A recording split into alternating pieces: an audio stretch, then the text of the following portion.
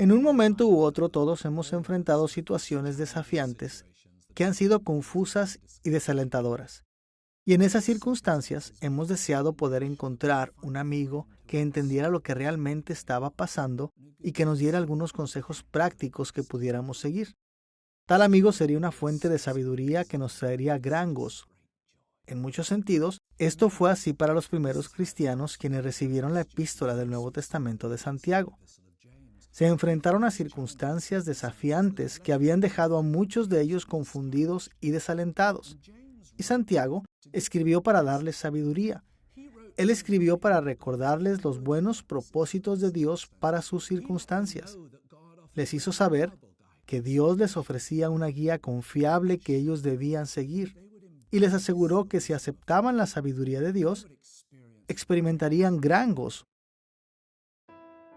Esta es la segunda lección de nuestra serie, la Epístola de Santiago, y se centra en uno de los temas principales y unificadores de Santiago.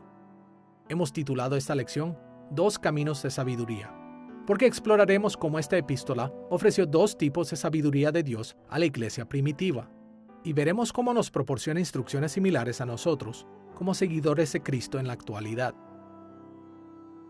En nuestra lección anterior, vimos que tanto la estructura como el contenido de Santiago reflejan la conocida literatura de sabiduría judía del primer siglo, y resumimos el propósito original de la epístola de esta manera.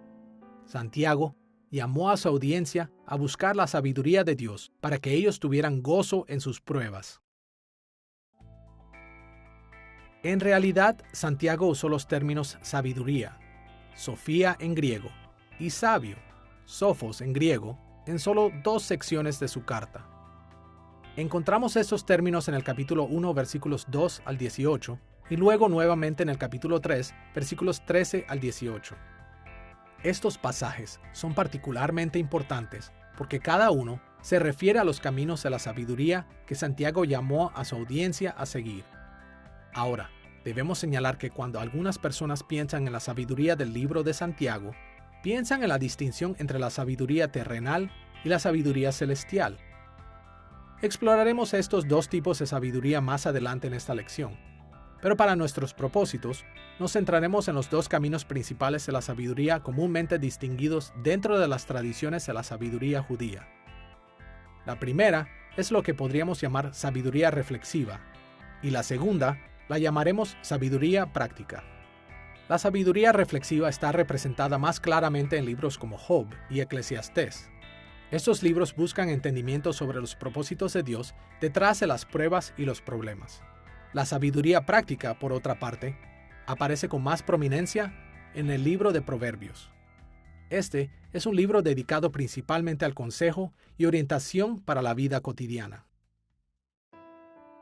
Mientras experimentamos esos dos caminos de sabiduría encontrados en el libro de Santiago, consideraremos primero el camino de la sabiduría reflexiva y segundo, observaremos el camino de la sabiduría práctica. Comencemos con la atención de Santiago a la sabiduría reflexiva. Todos hemos enfrentado situaciones que pensamos entender, solo para descubrir que estábamos equivocados. Y a menudo tenemos que ver más allá de las apariencias y tomar una segunda o más cuidadosa mirada para ver lo que realmente está pasando. En muchos sentidos, así es como Santiago comenzó el cuerpo principal de este libro. Él llamó a su audiencia a ver más allá de las apariencias de las circunstancias desalentadoras y a obtener más percepción sobre lo que realmente estaba sucediendo en sus vidas. Exploraremos ahora cómo Santiago trató con este tipo de sabiduría reflexiva de tres maneras. Primero, señalaremos la necesidad de su audiencia. Segundo, veremos la guía que Santiago les ofreció. Y tercero, señalaremos la conexión entre la sabiduría reflexiva y la fe. Veamos primero la necesidad de sabiduría reflexiva en la audiencia de Santiago. En nuestra primera lección, aprendimos que la audiencia original de esta epístola consistía principalmente de los primeros cristianos judíos, quienes probablemente fueron forzados a salir de Jerusalén por las olas de persecución después del martirio de Esteban. Y es clara la razón por la que Santiago escribió que muchos necesitaban ayuda con el desánimo y confusión cuando se enfrentaban a pruebas serias en las tierras en las que fueron esparcidos. En Santiago capítulo 1, versículo 2, podemos ver que Santiago está preocupado por estas necesidades. Inmediatamente después del versículo de apertura de esta carta, él escribió: «Tened por sumo gozo cuando os halléis en diversas pruebas». Para entender la necesidad de la audiencia de Santiago, será de ayuda observar las dos dimensiones de este pasaje. Primero, examinaremos el desafío de las pruebas. Y segundo, exploraremos los muchos tipos de pruebas que la audiencia de Santiago enfrentó. Comencemos con el desafío de las pruebas. En Santiago capítulo 1, versículo 2, el término traducido pruebas es el sustantivo griego peirasmos. Este término puede ser traducido como prueba, tentación o reto. De manera similar, su forma verbal, peirazo, puede ser traducida como probar, tentar o retar. Entender el alcance de estas posibles traducciones nos ayuda a comprender las circunstancias que enfrentaba la audiencia original de esta epístola. En efecto, ellos enfrentaron pruebas difíciles y estas pruebas trajeron tentaciones que los probaron a ellos. Desafortunadamente, los cristianos modernos con frecuencia minimizamos el significado de lo que Santiago tenía en mente porque tratamos a las pruebas, tentaciones y retos como ideas totalmente distintas. Pero las Escrituras, especialmente la literatura de sabiduría como el libro de Job, presenta estos conceptos como facetas de cada circunstancia desafiante que el pueblo de Dios enfrenta. Las circunstancias desafiantes son pruebas porque son difíciles y requieren resistencia. Pero tales circunstancias no son moralmente neutrales. Son tentaciones para reaccionar de maneras equivocadas o pecaminosas. Y las circunstancias desafiantes son también retos de Dios. Son medios por los cuales Dios nos reta y examina la condición de nuestros corazones. Manteniendo en mente la necesidad resultante del desafío de las pruebas, debemos también señalar que en capítulo 1, versículo 2, Santiago mencionó muchos tipos de pruebas. Cuando Santiago habló de muchos tipos de pruebas, él señaló a un número de dificultades que involucraron confusión y controversia entre los creyentes pobres y los creyentes ricos en la iglesia primitiva. Por un lado, Santiago escribió mucho acerca de los retos que enfrentaban los creyentes pobres. De acuerdo a Hechos capítulo 2 al 6, había muchos que eran pobres en la iglesia primitiva en Jerusalén. Y debido a que Santiago escribió a creyentes que habían sido dispersos desde Jerusalén por medio de la persecución, el número de pobres había incrementado. En el capítulo 1, versículo 9, y en el capítulo 4, versículo 6, Santiago llamó a estos cristianos los humildes, o tapeinos. En griego este término significa de bajo estrato social. En el capítulo 2, versículos 2, 3, 5 y 6, también los llamó los pobres, o tokos, en griego. Este término significa económicamente privado. Y en el capítulo 1, versículo 27, él se refirió a los huérfanos y a las viudas. Las Escrituras a menudo identifican a este grupo como particularmente vulnerable a la pobreza y al maltrato. En el capítulo 2, versículo 2, Santiago indicó que algunos de estos creyentes empobrecidos llevaban vestidos andrajosos, y de acuerdo al capítulo 2, versículo 15, algunos de ellos estaban tan desprovistos que estaban desnudos y sin alimento diario. La epístola de Santiago pone gran énfasis en los pobres. Es fácil transgiversar lo que Santiago está diciendo, asumiendo que él se refiere a pobres en espíritu. Ciertamente él dice que debemos ser humildes y pobres en espíritu, pero también él se está refiriendo a las necesidades y las circunstancias de los pobres físicamente. Así como Lucas lo dice en las bienaventuranzas, benditos los pobres, Santiago habla del que es pobre física y materialmente. Pero, ¿por qué serían bendecidos ellos particularmente? Bueno, esto tiene que ver con la forma en la que el reino funciona. El reino se trata de exaltar a los débiles y humillar a los fuertes. Y nosotros podemos hacer eso en esta vida. Podemos ser humildes si somos ricos o si tenemos poder o influencia. La meta de Santiago es cultivar un sentido de humildad, de pobreza, de ser pobre en espíritu. Pero también tiene mucho que decir acerca de la gente que realmente es pobre, ya que nuestros tesoros están en el cielo, nuestro reino está en el cielo, nuestra recompensa, nuestros recursos son todos de carácter celestial, y hay un gran cambio escatológico que viene, en el que el débil se hará fuerte. Dios se reunirá con el remanente, se reunirá con el enfermo, con el pobre, y los exaltará en su reino, y hará humilde a la fuerza del orgullo. Santiago mencionó un número de retos específicos que los humildes y pobres en la iglesia enfrentaban. Por nombrar unos pocos, en el capítulo 1, versículo 9, él señala que algunos de ellos eran tentados por su propia denigración. Ellos habían fallado en gloriarse en su exaltación como pueblo escogido por Dios para la gloria de la salvación eterna. De acuerdo al capítulo 3, versículo 9, sus circunstancias generalmente los tentaban a maldecir a otros, aun cuando ellos profesaban honrar a Dios.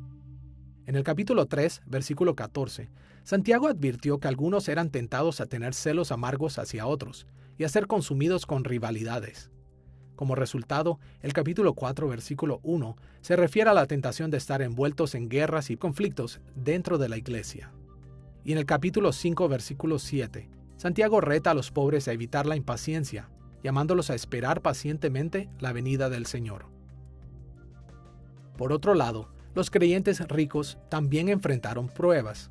De acuerdo a Hechos capítulos 2 al 6, había algunas personas en la iglesia primitiva en Jerusalén que tenían suficiente riqueza para cuidar a sus pobres hermanos y hermanas en Cristo. Y aparentemente, a pesar de que habían sido dispersados a través de la persecución, todavía había muchos en la iglesia que eran considerados adinerados. Santiago describió a estos creyentes ricos de diferentes maneras. En el capítulo 1, versículo 10, capítulo 2, versículo 6 y capítulo 5, versículo 1, Santiago se refiere a ellos simplemente como los ricos, o plusíos en griego. Este era un término común para la clase social alta. De acuerdo al capítulo 2, versículo 6, su estatus social era lo suficientemente alto que ellos regularmente llevaban a otros a los tribunales. El capítulo 4, versículo 13 nos dice que ellos viajaban para hacer negocios y ganar dinero. El capítulo 5, versículos 2 y 3, indican que ellos se enorgullecían de sus ropas y su oro y plata. Y en el capítulo 5, versículo 5, podemos escribir algunos de ellos como que viven en deleites y que han sido disolutos, es decir, en lujos y autoindulgencia.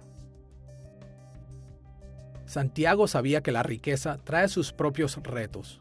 De acuerdo al capítulo 1, versículo 10, los ricos eran tentados a estar orgullosos de sí mismos, olvidando la humildad que habían tenido como pecadores arrepentidos.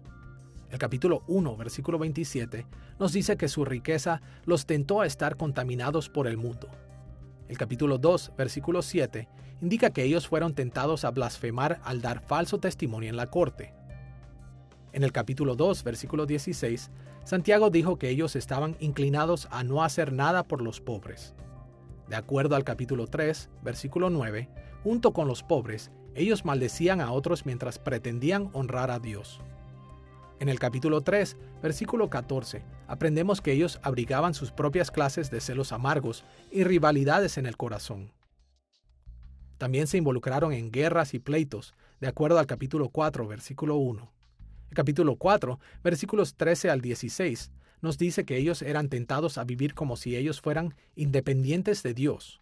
Y el capítulo 5, versículo 3, menciona que ellos acumularon riqueza. Claramente, tanto los creyentes ricos y pobres en la audiencia de Santiago enfrentaron un número de retos, y ambos necesitaban la sabiduría que Santiago ofrecía en su epístola. Ahora que hemos visto cómo la atención de Santiago hacia la sabiduría reflexiva surgió de la necesidad creada por los retos que su audiencia enfrentó, debemos voltear a un segundo tema: cómo Santiago ofreció una guía para esos retos. Podemos entender muchas facetas de la teología cristiana por medio de nuestras experiencias diarias como seguidores de Cristo. Pero otras enseñanzas cristianas no son tan simples. Si queremos ir más allá de nuestra experiencia, a una conciencia más profunda de los propósitos ocultos de Dios, necesitamos una guía. Y Santiago ofreció puntos de vista profundos para ayudarnos a adquirir sabiduría reflexiva, la habilidad para discernir los propósitos de Dios detrás de las luchas y retos de nuestras vidas. Escuchemos la epístola de Santiago en el capítulo 1, versículos 3 y 4, y la manera en la que describe el punto de vista que quiere que su audiencia adopte. Sabiendo que la prueba de vuestra fe produce paciencia, Mas tenga la paciencia su obra completa, para que seáis perfectos y cabales, sin que os falte cosa alguna. Hay muchas formas de resumir la guía de Santiago en este pasaje, pero para nuestros propósitos, dirigiremos nuestra atención a 4 elementos. Primero, Santiago dijo que sus circunstancias desafiantes estaban probando su fe. Cuando Santiago describió los retos que su audiencia enfrentaba como la prueba de vuestra fe, él usó el término griego dokimion. Este término significa probar, en el sentido de determinar o comprobar la autenticidad de algo. En este caso, Santiago tenía en mente comprobar la autenticidad de su fe. En efecto, Santiago explicó que el propósito de Dios para las muchas pruebas que su audiencia enfrentaba era para determinar la verdadera condición de sus corazones. Sus retos determinaban si su fe era genuina o no. Esta perspectiva sobre el propósito de Dios para las pruebas no era algo nuevo para Santiago. Aparece numerosas veces tanto en el Antiguo como en el Nuevo Testamento. Por ejemplo, en Deuteronomio capítulo 8, versículo 2, Moisés dijo esto al pueblo de Israel: «Y te acordarás de todo el camino por donde te ha traído Jehová tu Dios estos 40 años en el desierto, para afligirte, para probarte, para saber lo que había en tu corazón». Es claro por el resto de las Escrituras que Dios conoce todas las cosas, incluyendo los corazones de todas las personas. Pero este y otros pasajes similares ilustran la verdad bíblica de que, así como Dios interactúa con su pueblo en la historia, Él generalmente usa dificultades para probar o mostrar lo que hay en nuestros corazones. Cuando Santiago ofreció esta guía, él no solo estableció que los retos de sus lectores estaban probando su fe, él también indicó que sus pruebas estaban designadas a producir paciencia. Santiago escribió que las pruebas producen paciencia, usando el término griego upomoné. Así como el término perseverancia, upomoné significa soportar con paciencia la dificultad. Así que Santiago explicó que sus pruebas demostraban la sinceridad de la fe, permitiendo que el pueblo de Dios perdurara y continuara en una devoción fiel a Cristo. En términos generales, la enseñanza del Nuevo Testamento sobre la paciencia cristiana tiene 2 sentidos.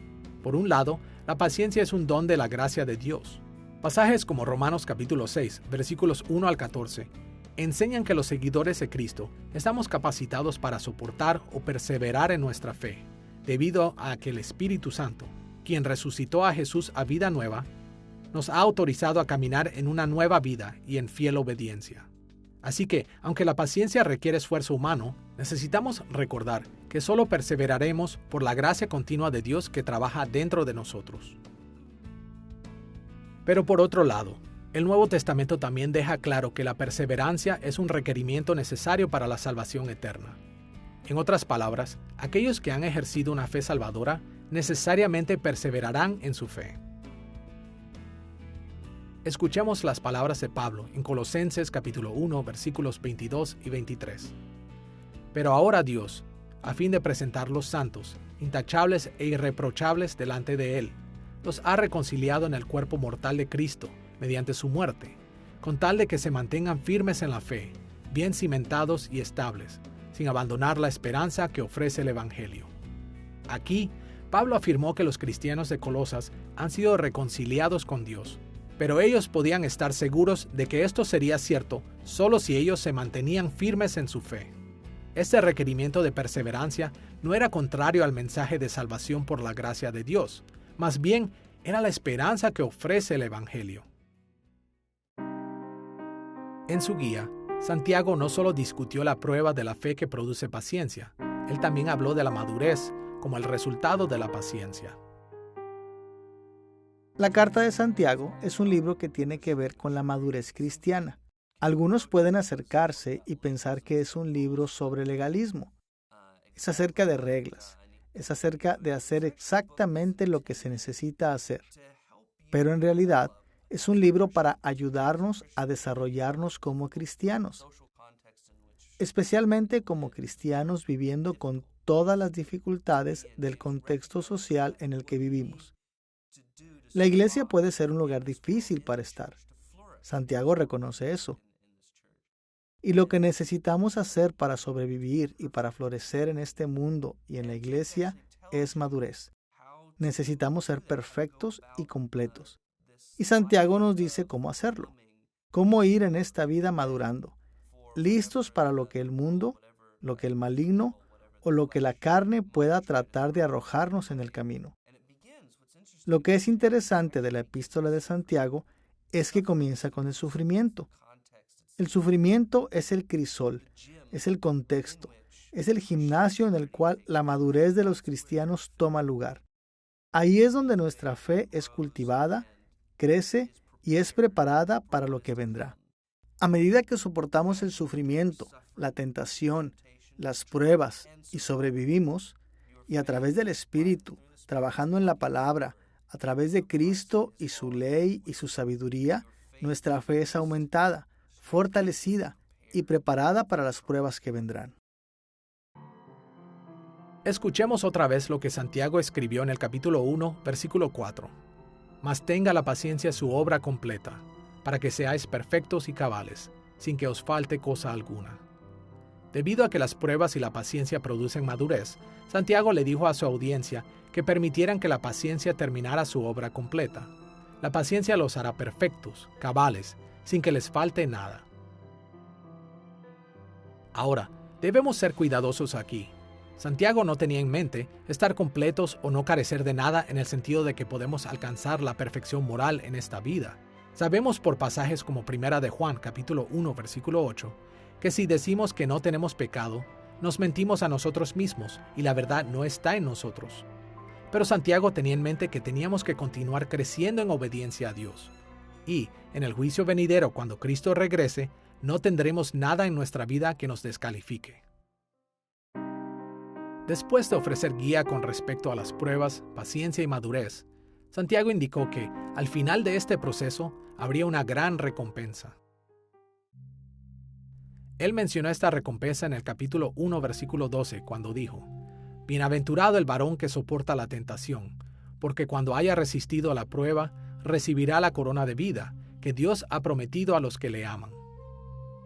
Como Santiago explicó aquí, todo aquel que soporta la tentación ha resistido la prueba y recibirá la corona de la vida eterna en el reino glorioso que Dios ha prometido a los que le aman.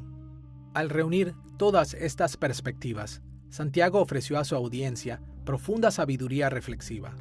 Él les dio orientación para entender las pruebas que enfrentaron.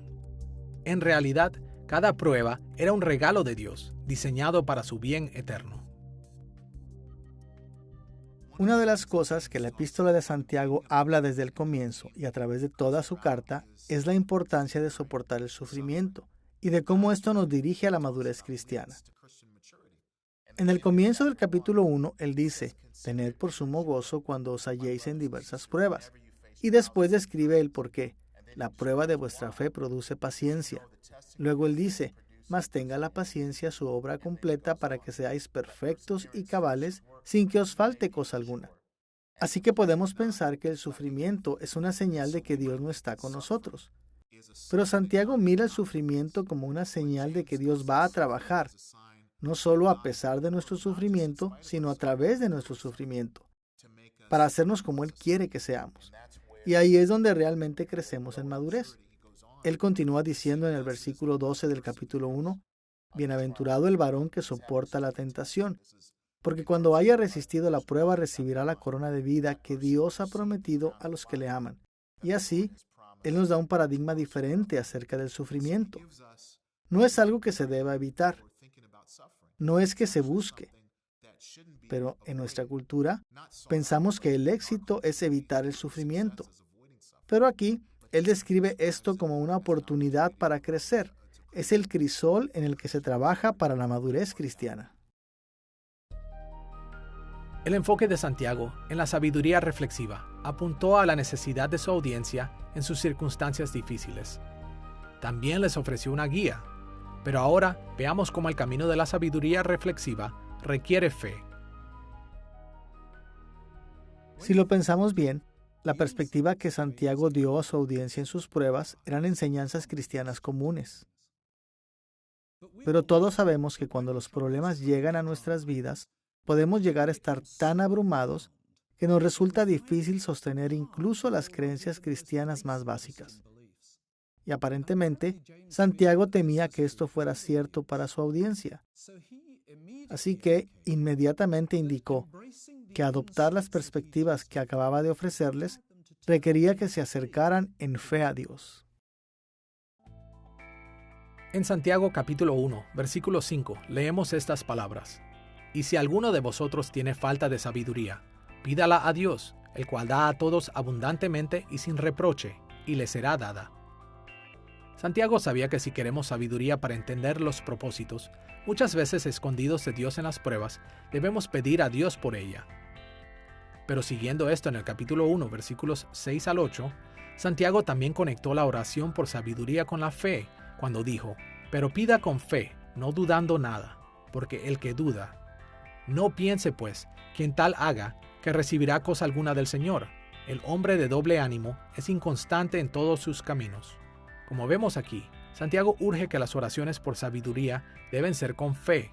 De otro modo, seremos personas de doble ánimo.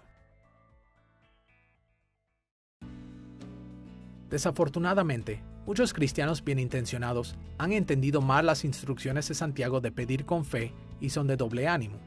Ellos piensan que Santiago se refirió a tener confianza en las oraciones particulares que hacemos. Con demasiada frecuencia, los seguidores de Cristo creen que si simplemente tenemos suficiente fe, Dios responderá a nuestras oraciones de la manera que deseamos. Pero esto no es lo que Santiago tenía en mente. Para Santiago, pedir con fe significa ser fieles a Dios. Sabemos esto porque Santiago describe lo opuesto de pedir en fe como ser de doble ánimo. Y para Santiago, ser de doble ánimo era estar en seria rebelión contra Dios. Escuchamos el capítulo 4, versículos 8 y 9, y la forma en la que Santiago habló del doble ánimo. Pecadores, limpiad las manos, y vosotros los de doble ánimo, purificad vuestros corazones. Afligíos y lamentad, y llorad. Vuestra risa se convierta en lloro, y vuestro gozo en tristeza. Notemos aquí que la gente de doble ánimo no son solo aquellos que no tienen confianza cuando oran, son pecadores quienes deben purificar sus corazones. Su infidelidad es tan seria que su lamento y lloro son apropiados para ellos. Por lo tanto, en el contexto de su carta, Santiago no tenía en mente a alguien que simplemente no tiene confianza en que Dios responderá a una oración. Tenía en mente una negación fundamental de la bondad de Dios. Aparentemente, algunos en la audiencia de Santiago culparon a Dios por sus fracasos.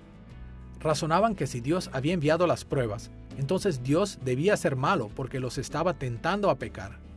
Este tipo de rebelión flagrante contra Dios fue a lo que Santiago se refirió a ser de doble ánimo. Escuchamos el capítulo 1, versículos 13 y 14, donde Santiago se refirió a este grave error. Cuando alguno es tentado, no diga que es tentado de parte de Dios, porque Dios no puede ser tentado por el mal, ni Él tienta a nadie, sino que cada uno es tentado, cuando de su propia concupiscencia es atraído y seducido. Es importante señalar que el término griego tentado, traducido aquí, es el verbo peirazo. Esta terminología fue traducida como pruebas en el capítulo 1, versículo 2. Santiago insistió que Dios no tienta a nadie.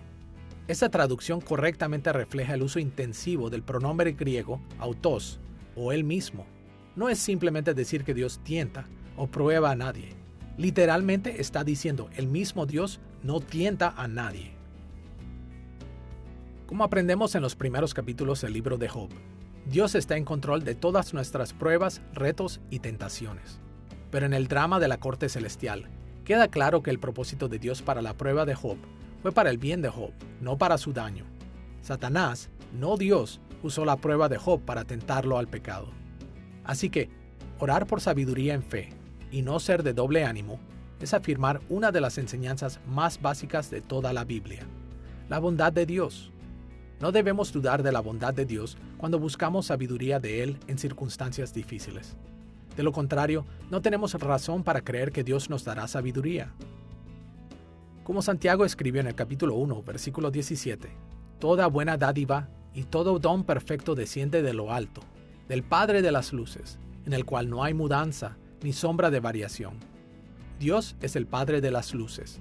Él solo da buenos y perfectos dones.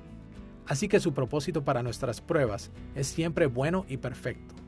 Eso debe ser nuestro firme compromiso de fe cuando seguimos el camino de la sabiduría reflexiva. En nuestro estudio de los dos caminos de la sabiduría encontrados en la Epístola de Santiago, hemos considerado el enfoque de Santiago sobre la sabiduría reflexiva. Ahora podemos ir a nuestro segundo tema principal, la sabiduría práctica. ¿Qué es lo que este libro del Nuevo Testamento tiene que decir acerca de poner la sabiduría en práctica? En un momento u otro, todos hemos conocido personas que son muy sabias. Personas que impresionan a todo el mundo con todo lo que saben y que otros no. Pero algunas veces, ellos mismos no saben mucho de la vida práctica. No saben cómo poner sus ideas en acciones y actitudes. En muchos sentidos, Santiago abordó este problema en su libro. Como hemos visto, él abrió su epístola con un énfasis en la sabiduría reflexiva.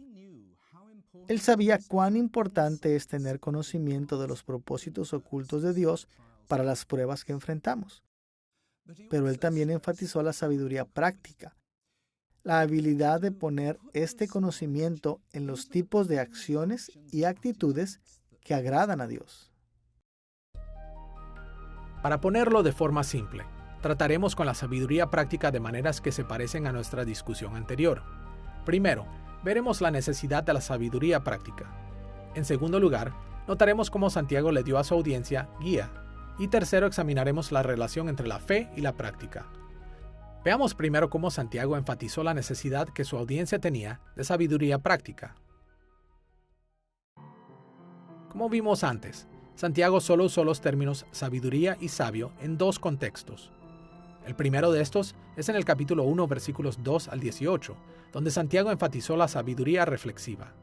La segunda es en el capítulo 3, versículos 13 al 18, donde Santiago enfatizó la necesidad de poner la sabiduría en práctica.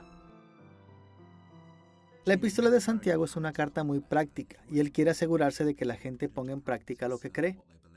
¿De dónde saca esto? La respuesta es de Jesús mismo. Jesús había dicho parábolas sobre la construcción de la casa sobre la arena o sobre la roca. Y el factor determinante es, ¿estás haciendo lo que te he mandado? ¿Estás poniendo en práctica lo que estoy enseñando? Eso es lo que Jesús estaba buscando. Gente que hiciera lo que creía y lo pusiera en práctica. También advirtió en contra de los fariseos. Cuiden de hacer lo que dicen, pero no imiten lo que hacen, porque no practican lo que predican. Jesús había sido muy firme en este asunto de poner las cosas en práctica y pienso que Santiago, en un sentido, está imitando a su hermano Jesús al decir, esto es realmente importante. Tal vez hay una segunda razón, y podemos sacar conjeturas del testimonio de la iglesia primitiva. Tal vez Santiago ya había comenzado a ver lo perjudicial que es el testimonio cristiano cuando algunos de los judíos cristianos en su congregación no estaban mostrando realmente la vida de Jesús. Tenían grandes doctrinas acerca de Jesús, pero en realidad no lo estaban viviendo. Y la crítica puede haber sido, no practican lo que predican. Y eso les daría a los cristianos una mala reputación. Jesús mismo dijo, sed perfectos. Y Santiago repite esta enseñanza. Él quiere que pongamos las cosas en práctica y ese es el énfasis que vemos. Escuchemos el capítulo 3, versículo 13, y la manera en la que Santiago introduce los principios básicos de la sabiduría práctica. ¿Quién es sabio y entendido entre vosotros? Muestre por la buena conducta sus obras en sabia mansedumbre. Cuando recordamos que muchos en la audiencia de Santiago eran creyentes judíos familiarizados con el Antiguo Testamento, no es difícil de entender por qué por lo menos algunos de ellos decían ser sabios y entendidos. Pero Santiago insistió en que si esta declaración era genuina, ellos debían mostrarlo por la buena conducta. En otras palabras, ellos necesitaban la sabiduría práctica. Bajo la influencia de la enseñanza del Antiguo Testamento, especialmente el libro de Proverbios, Santiago sabía que la sabiduría era algo más que una simple comprensión teológica. Aquellos que sinceramente adoptaron la comprensión de Dios vivirán en buena conducta, que proviene de la sabiduría. Pero Santiago también señaló que esa buena conducta implica hechos u obras, como puede ser traducido, y conlleva ciertas actitudes como la mansedumbre o la humildad. Como veremos, tanto las acciones correctas como las actitudes son esenciales para la sabiduría práctica. Para explicar aún más la necesidad de la sabiduría práctica, Santiago contrastó dos tipos de sabiduría práctica que mencionamos al comienzo de esta lección. Se refirió primero a la sabiduría terrenal y después habló de la sabiduría celestial. Veamos primero la sabiduría terrenal. En el capítulo 3, versículos 14 al 16, encontramos esta descripción de la sabiduría terrenal. Pero si tenéis celos amargos y contención en vuestro corazón, no os jactéis, ni mintáis contra la verdad, porque esa sabiduría no es la que desciende de lo alto, sino terrenal, animal, diabólica. Porque donde hay celos y contención, allí hay perturbación y toda obra perversa. Como hemos visto en la primera mitad de esta lección, Santiago estaba profundamente preocupado con el tumulto que existía entre los creyentes pobres y ricos en la iglesia. En el capítulo 3, versículo 14, él mencionó el hecho de que muchos en las iglesias tenían celos amargos y contención en sus corazones. Y de acuerdo al versículo 15, por lo menos algunos de ellos habían justificado sus prácticas llamándolas sabiduría. Pero Santiago les advirtió a que no se jactaran de lo que hacían, ni de que mintieran contra la verdad que estaba a punto de explicarles. Muchos cristianos modernos tienen dificultad para comprender por qué Santiago estaba profundamente preocupado por el conflicto entre los pobres y los ricos en la iglesia primitiva. La iglesia de hoy continúa teniendo creyentes pobres y ricos, especialmente en otros países. Pero en el mundo moderno, las congregaciones locales tienden a ser mucho más homogéneas socialmente de lo que eran en el primer siglo. Los cristianos ricos van a la iglesia con otros que son ricos, y los cristianos pobres van a la iglesia con otros que son pobres. Pero imaginemos, si nuestra iglesia local tuviera extrema pobreza y extrema riqueza en ella, ¿cuánta fricción se crearía? Algunos creyentes vendrían a la iglesia en harapos, sin saber de dónde vendrá su próxima comida, mientras que otros podrían sentarse en el mismo salón vestidos de ropas finas, con sus bolsillos llenos de dinero. Si este fuera el caso en nuestra iglesia local, entonces también estaría en desorden. Los conflictos entre los pobres y ricos en los días de Santiago estaban causando gran daño en las iglesias a las que él se dirigía. Aparentemente, los pobres se sentían perfectamente justificados, aún sabios, en su envidia hacia los ricos. Ellos sabían que los proverbios del Antiguo Testamento instruían a los ricos a ser generosos con los pobres. Así que sus hermanos y hermanas en Cristo debían compartir lo que tenían con ellos. Y los ricos se sentían justificados y aún sabios en ser egoístas. Ellos citaban los proverbios del Antiguo Testamento que culpaban a la pereza de la pobreza y explicaban que la riqueza era la recompensa de un trabajo duro. Pero Santiago señaló que este tipo de sabiduría era mucho peor que estar simplemente equivocado o mal aconsejado. Esta era terrenal, animal y diabólica, y la evidencia de este origen diabólico era inconfundible. Había llevado a la contención y toda obra perversa en la iglesia. Todos conocemos personas que se consideran sabias en su propia opinión, y esa sabiduría está marcada por la arrogancia, una naturaleza hostil, un deseo de estar en contra. Y Santiago dice que eso no es la sabiduría de Dios. Ese tipo de sabiduría es sabiduría mundana, o como él llama, sabiduría de abajo. No es que sea peligrosa o inútil, sino que la llama diabólica. La sabiduría de Dios brota del temor del Señor, y como resultado está marcada por la humildad, por la compasión, está marcada por la fidelidad al Señor y de reconocer que la sabiduría no es una producción propia, sino que es la producción de Dios mismo, quien la ha dado generosamente, como dice Santiago. Y para los cristianos, los seguidores de Jesucristo, el gran sabio, el sabio más grande que Salomón, para ellos, esa es la clase de sabiduría que se supone deben expresar en sus vidas. Al final, en vez de fomentar la obra de Dios, el cuerpo de Cristo se había dividido, en guerra consigo mismo. Las congregaciones a las que escribió Santiago habían caído presas de los demonios que buscaban más que nada destruir la obra de Dios. Y fue esta destrucción la que llevó a Santiago a insistir en que su audiencia necesitaba sabiduría práctica. Después de tratar con la necesidad de sabiduría práctica, rechazando la destructiva sabiduría terrenal, Santiago se volvió inmediatamente a la alternativa, la cual llamó sabiduría celestial. En el capítulo 3, versículo 17, Santiago describió esta sabiduría celestial positiva. Pero la sabiduría que es de lo alto es primeramente pura, después pacífica, amable, benigna, llena de misericordia y de buenos frutos, sin incertidumbre ni hipocresía. Aquí vemos que Santiago tenía en mente la sabiduría que es de lo alto, refiriéndose a la sabiduría que viene de Dios.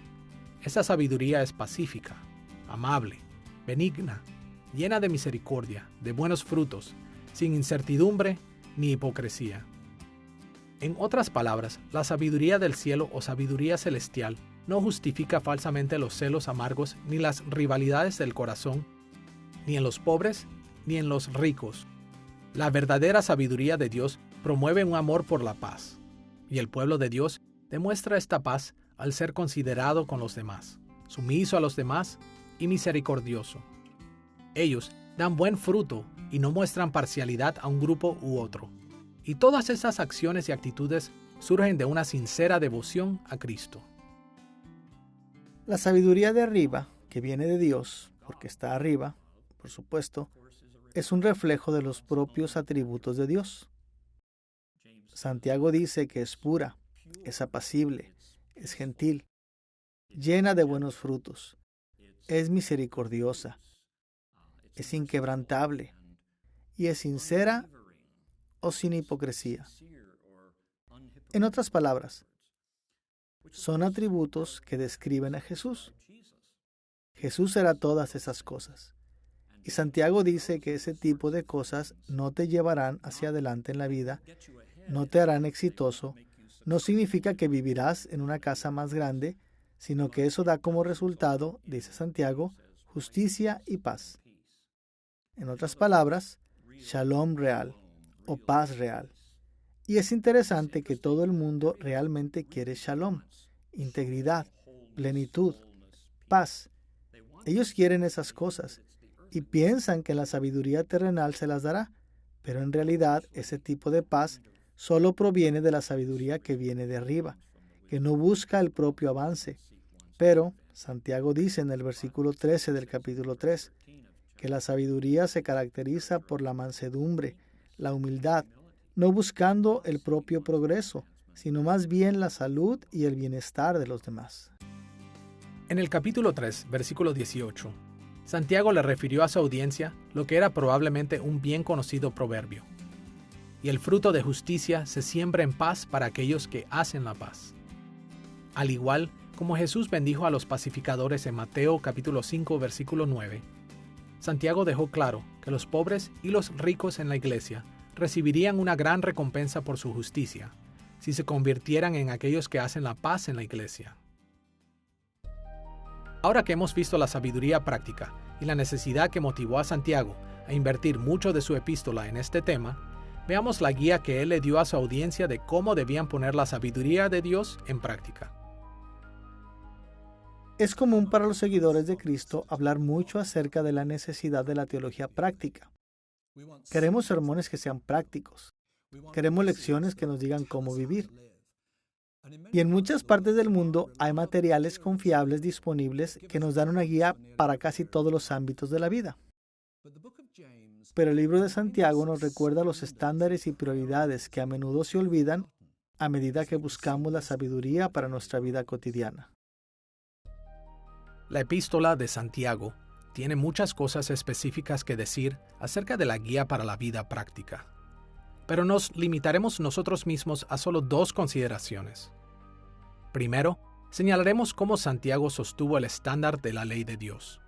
Y segundo, veremos que Santiago promovió ciertas prioridades de la ley de Dios. Veamos primero el estándar de la ley de Dios. La mayoría de los cristianos modernos están conscientes de las advertencias que el Nuevo Testamento plantea acerca de la ley del Antiguo Testamento de Dios. Por un lado, sabemos que la salvación es por gracia, a través de la fe, y no por obras. Y correctamente, seguimos el énfasis de Pablo en libros como Gálatas, al oponernos a cualquier intento de ganar la salvación por medio de la obediencia a la ley. Adicionalmente, sabemos que no debemos aplicar la ley de Dios como si todavía viviéramos en los días del Antiguo Testamento. Nosotros, con razón, seguimos el énfasis de libros como Hebreos y aplicamos la ley de Dios de maneras en las que Cristo, sus apóstoles y profetas nos enseñaron a aplicarlas en la era del Nuevo Testamento. Ahora, tan importantes como son estas advertencias, no las encontramos en la Epístola de Santiago. En cambio, Santiago se refirió a la ley de Dios en términos muy positivos. Hizo énfasis en lo que tradicionalmente se ha llamado el tercer uso de la ley. Seguimos la ley como una expresión de nuestra gratitud por las misericordias que Dios nos ha mostrado en Cristo. Santiago ofreció dos descripciones de la ley de Dios que son únicas para su epístola. En primer lugar, él la llamó la ley que da libertad. Santiago habló de la ley dando libertad en el capítulo 1, versículo 25 y en el capítulo 2, versículo 12. Ahí, él dijo que la ley nos libera de la esclavitud del pecado y sus devastadores efectos. Cuando seguimos la ley por la gratitud a Dios, en realidad nos da libertad. Jesús se refirió a esta misma perspectiva en Juan capítulo 8, versículo 32, donde él dijo: «Y conoceréis la verdad, y la verdad os hará libres». En Romanos capítulo 7, versículos 7 al 13, Pablo describió la ley como algo que el pecado usa para acelerar los malos deseos dentro de nosotros, para hacernos esclavos del pecado. Pero cuando Santiago llamó a la ley que da libertad, describió cómo el Espíritu de Dios usa la ley de una manera positiva como nuestra guía autoritativa para la sabiduría práctica. Como hemos visto, muchos de los lectores de Santiago estaban enredados en redes de pecado que dañaban a la iglesia y los dejaba desalentados. Y mientras ellos siguieran sus propias ideas de sabiduría, no podrían escapar de las frustraciones, los problemas y el daño que el pecado había traído a sus vidas. Pero así como la palabra de Dios los liberó de la culpa y la tiranía del pecado, la palabra de Dios también traza un camino para la vida cotidiana práctica que los liberaría del desorden y los desalientos del pecado. La ley ciertamente guía, castiga, corrige la vida del creyente, ¿cierto? Y trata de devolverle la armonía con la voluntad de Dios. Y sin embargo, en última instancia, creo que es por eso que Santiago lo llamó la ley de la libertad, y que seremos juzgados por la ley de la libertad. Yo tomo eso como la libertad que Cristo nos ha dado, y por eso debemos vivir y lidiar unos con otros. Seremos juzgados por esa ley en la que Dios no muestra parcialidad y da su gracia libremente, por lo que debemos dar esa misma gracia e imparcialidad entre nosotros, ricos y pobres, viejos y jóvenes, esclavos y libres, hombres y mujeres, así como San Pablo lo dice. Esto es el por qué Santiago insistió en el capítulo 1, versículos 22 al 25. Pero sed hacedores de la palabra, y no tan solamente oidores, engañándoos a vosotros mismos. Mas el que mira atentamente en la perfecta ley, la de la libertad, y persevera en ella, no siendo oidor olvidadizo, sino hacedor de la obra, éste será bienaventurado en lo que hace. Además de hablar de la ley de Dios como la ley que da libertad, Santiago también se refirió positivamente a la ley de Dios como la ley real. Santiago llamó a la ley real, en el capítulo 2, versículo 8. Esa terminología llamó la atención al punto de vista sobre los mandamientos de Dios que aparece a través del Antiguo y Nuevo Testamento. La ley de Dios era su decreto real. Venía del gobernador supremo para su pueblo como los ciudadanos de su reino. Ahora, en el mundo moderno, generalmente tenemos dificultad de entender el significado de esta imagen real. Pocos de nosotros vivimos en naciones con reyes poderosos gobernando sobre nosotros. Pero la audiencia de Santiago vivía bajo la autoridad del emperador romano. Ellos sabían lo que significaba llamar a la ley de Dios la ley real. En pocas palabras, ellos sabían que la ley de Dios no es algo que se toma a la ligera, no es algo que podemos tomar y dejar cuando lo deseemos. Esto viene del Rey Divino del universo, y como tal, cada parte de ella tiene autoridad absoluta sobre nosotros. Escuchemos una porción del capítulo 2, versículos 8 al 10, y la manera en la que Santiago lo elaboró sobre la autoridad de la ley real de Dios.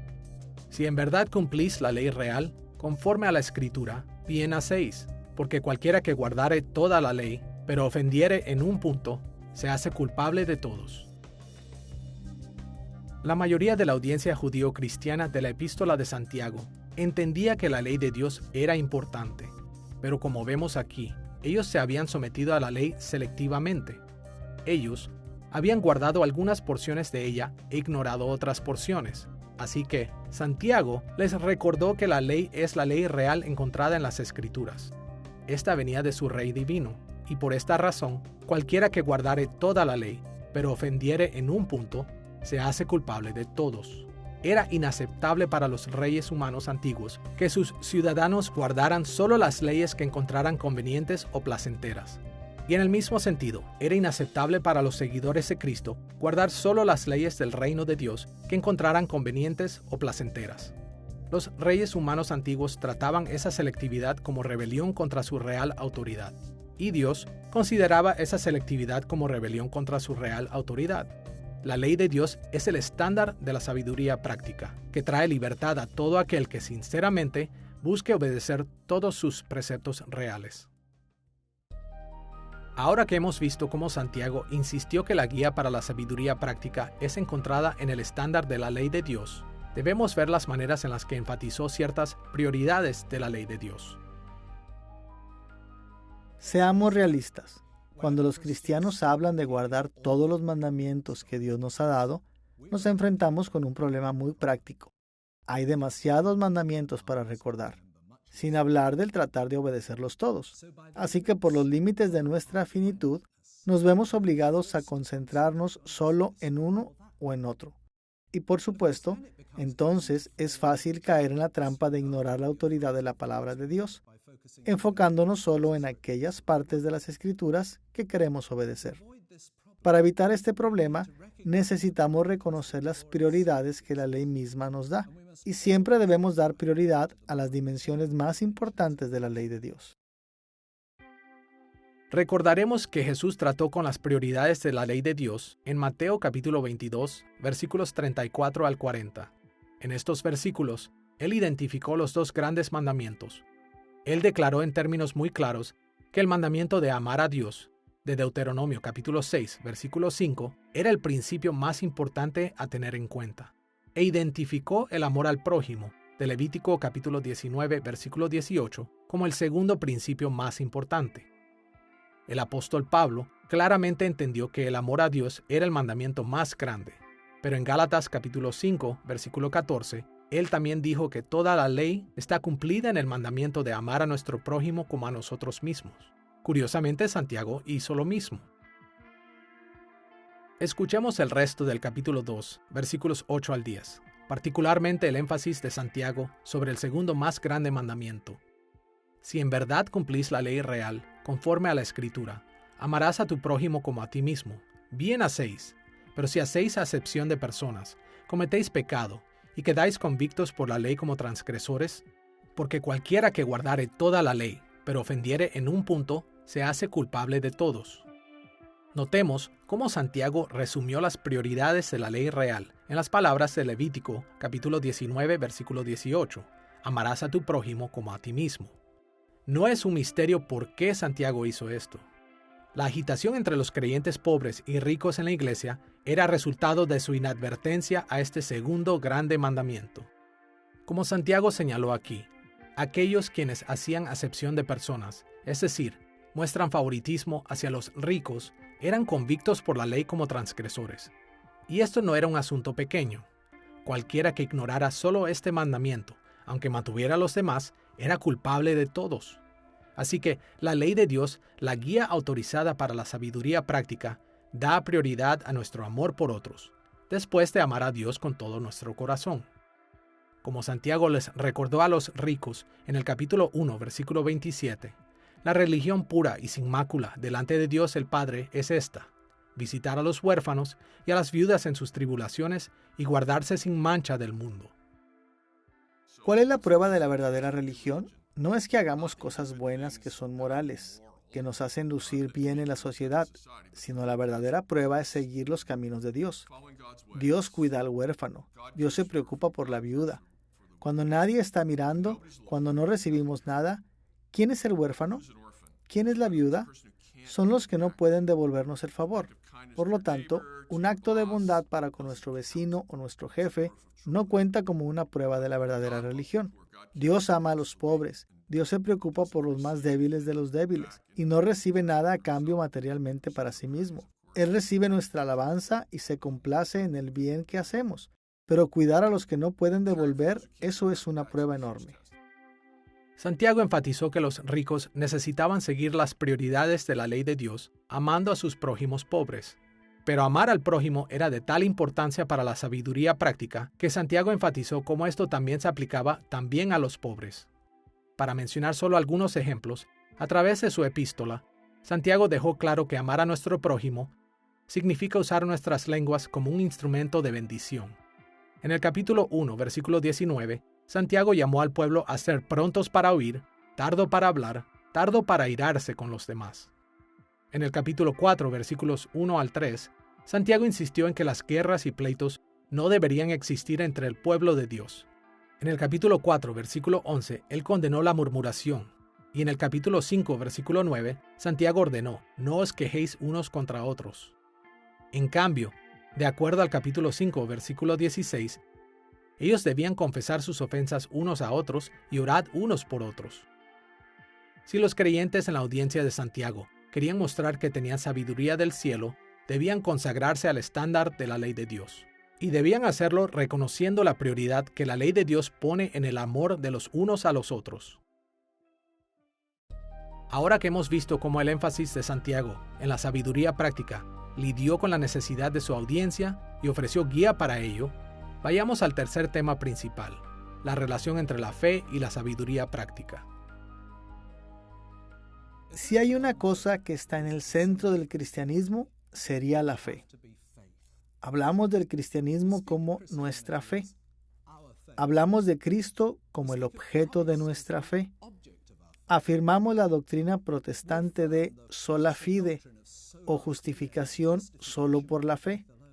La prominencia de la fe que reconocemos hoy en día está basada en la centralidad de la fe del mismo Nuevo Testamento. La fe también estaba en el centro del cristianismo del primer siglo. Y por esta razón, para remarcar la importancia de la sabiduría práctica a su audiencia, Santiago planteó el tema de la fe. El tiempo solo nos permitirá mencionar dos maneras en las que Santiago conectó la sabiduría práctica y la fe.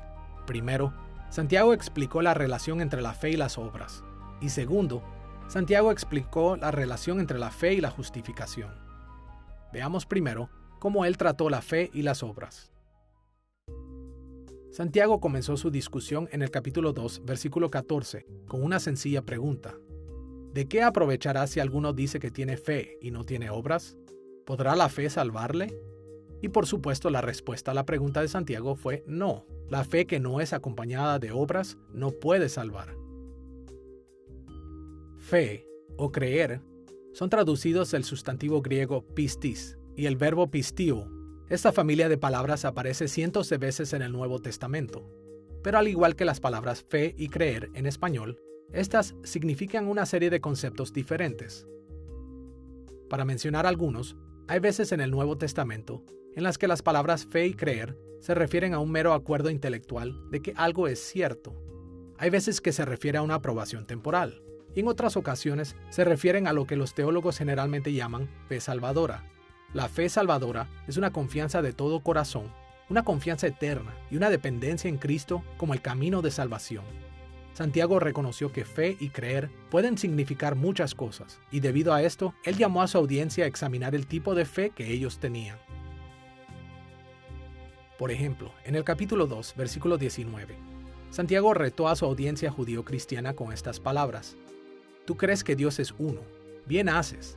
También los demonios creen y tiemblan. Cuando Santiago admitió que su audiencia creía, palabra que viene del verbo pistio, que hay un solo Dios, él aludió a lo que se llama el Shema.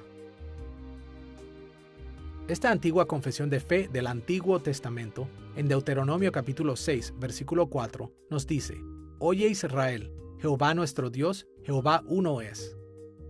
Desde el punto de vista de Santiago, Era bueno que su audiencia aprobara este hecho intelectualmente, pero tan bueno como este era, este tipo de creencia o fe no era suficiente porque también los demonios creen. De hecho, los demonios tiemblan de miedo cuando piensan en eso, pero no les sirve de nada. El mero acuerdo intelectual sin obediencia no es la fe salvadora. O como Santiago lo expresó brevemente en el capítulo 2, versículo 26, porque como el cuerpo sin espíritu está muerto, así también la fe sin obras está muerta. Con este concepto básico de la fe y las obras en mente, debemos mencionar el trato de Santiago hacia la fe y la justificación. La pregunta de quién estaba justificado o quién era justo delante de Dios era un tema controversial entre los maestros judíos en el tiempo de Santiago, y continuó siendo un tema central en la iglesia cristiana del primer siglo también. ¿Quién es contado como justificado? ¿Quién es considerado justo? En el capítulo 2, versículos 21 al 24, Santiago respondió a estas preguntas de esta manera. ¿No fue justificado por las obras Abraham, nuestro padre, cuando ofreció a su hijo Isaac sobre el altar? Vosotros veis, pues, que el hombre es justificado por las obras y no solamente por la fe. Aquí Santiago habló de ser justificado, usando el verbo griego dikaiō, lo que significa ser declarado justo, ser justificado o ser vindicado. Él argumentó que Abraham fue justificado o vindicado como justo por obras, por la obra de ofrecer a Dios su hijo Isaac en Génesis capítulo 22. Y sobre esta base, él concluyó que nadie es justificado o vindicado solamente por la fe. Cada uno que Dios acepta como justo es justificado por obras. La declaración de Santiago ha levantado todo tipo de controversia a través de los siglos. Primeramente porque parece ser contradictoria a lo que el apóstol Pablo enseñó acerca de la justificación. En el capítulo 2, versículo 24, Santiago dijo, el hombre es justificado por las obras y no solamente por la fe. En contraste, el apóstol Pablo escribió en Gálatas capítulo 2, versículo 16, el hombre no es justificado por las obras de la ley, sino por la fe de Jesucristo. En realidad no hay ninguna contradicción aquí. Más bien, Santiago y Pablo usaron el mismo término, dikaiō, o justificado, de dos maneras diferentes. En el vocabulario técnico teológico de Pablo, él usualmente reserva la palabra justificado para una sola cosa. Para Pablo, justificación se refiere a la declaración inicial de justo, para todo aquel que tiene una fe salvadora en Cristo, a través de la imputación de la justicia de Cristo. Santiago, sin embargo, habló de la justificación de una manera diferente. Santiago usó el término dikaiō para significar algo como probar ser justo o vindicado. Él no negó que hay una imputación inicial de la justicia de Cristo cuando una persona primero ejerce la fe salvadora. Pero para Santiago, el término dikaiō es aplicado a una persona que ha profesado fe en el Señor Jesús y ha sido probada como justa o vindicada por la obra del Espíritu en su vida. Desde el punto de vista de Santiago, el empoderamiento del Espíritu dirige a una devoción fiel a Cristo. Sin importar lo que una persona pueda proclamar, si ella no demuestra su fe a través de buenas obras, entonces al final no será vindicada. Así que Santiago habló de esta relación entre la fe y la justificación como una manera de resaltar la importancia de la sabiduría práctica para sus lectores. El aparente conflicto entre Pablo y Santiago sobre el tema de la justificación solo por fe es realmente el problema mayor, creo yo, en el libro de Santiago. Probablemente ha habido más tinta derramada sobre ese tema en particular que cualquier otro tema en el libro. Primero, me gustaría decir que la palabra griega dikaiō a veces significa el acto de la justificación. Para decirlo de manera simple, la justificación es básicamente dos caras de la misma moneda. Por un lado tenemos el perdón. Dios nos perdona. Ese es el lado de la sustracción. Por el otro lado tenemos una adición, que es la imputación de la rectitud. Y luego está la declaración de tú eres justificado ante mis ojos. Y así, por la fe, somos justificados. Y eso es un uso de la palabra justificación. Por otro lado, podemos usar la justificación para significar ser vindicado o mostrarse justo. Y vemos a Pablo usándola de manera forense.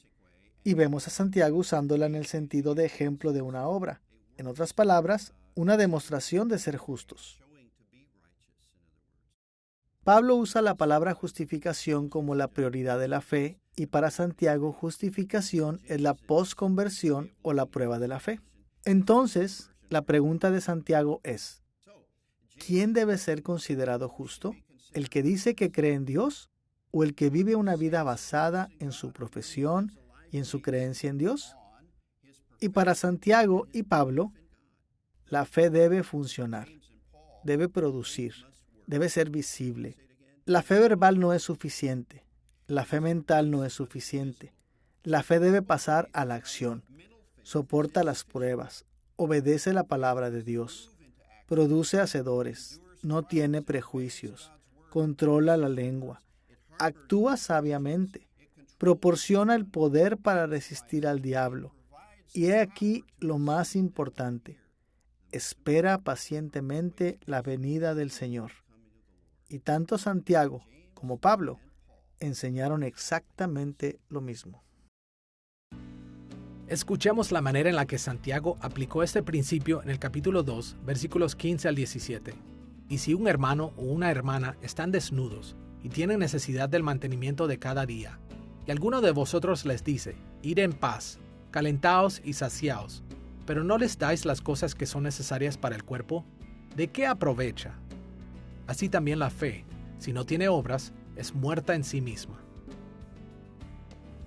Sería difícil imaginar a Santiago haciendo su argumento con más fuerza que esto.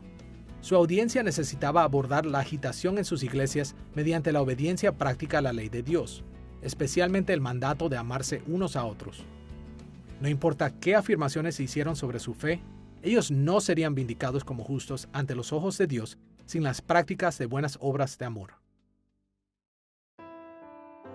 En esta lección, hemos visto los dos caminos de la sabiduría en el libro de Santiago. Hemos visto cómo Santiago llevó a su audiencia hacia la sabiduría reflexiva, remarcando su necesidad, ofreciendo guía y haciendo la conexión entre esta y la fe. Y también hemos visto cómo Santiago dirigió a su audiencia a buscar la sabiduría práctica, mostrándoles su necesidad y guiándolos a aplicar la verdad de Dios en un servicio fiel y humilde a Dios y a su pueblo. Santiago llamó a los cristianos judíos del primer siglo a seguir los dos caminos de la sabiduría. Y lo mismo debe ser verdad para nosotros hoy en día. También necesitamos la sabiduría reflexiva y la sabiduría práctica. Para recibir estos regalos de Dios, debemos someternos a la guía ofrecida por Santiago y debemos asegurarnos de que lo hagamos con plena fe y devoción a Dios. En estos tiempos en que seguimos fácilmente el camino de la sabiduría terrenal, debemos tomar el libro de Santiago seriamente y seguir los caminos de sabiduría que vienen de Dios.